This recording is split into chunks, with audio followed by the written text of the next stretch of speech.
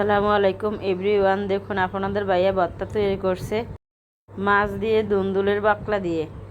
এখানে মাছগুলিকে আগে কাটা বাছিয়ে নিয়েছে, তারপর এখন ফাটা দিয়ে পিষতেছে, একসাথে সবগুলি দিয়ে দিচ্ছে। আর দুন্দুলের বাকলাগুলি আগে থেকে সিদ্ধ করে নিয়েছে পেঁয়াজ, রসুন এবং কাঁচামরিচ দিয়ে।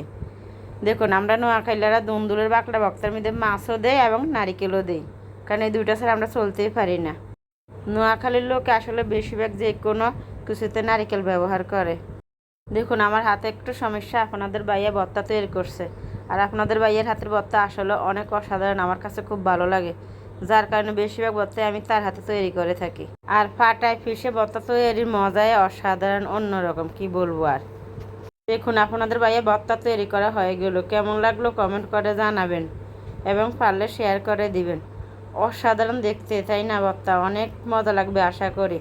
ভালো থাকেন সবাই, আজকে এই পর্যন্ত, আল্লাহ হাফেজ।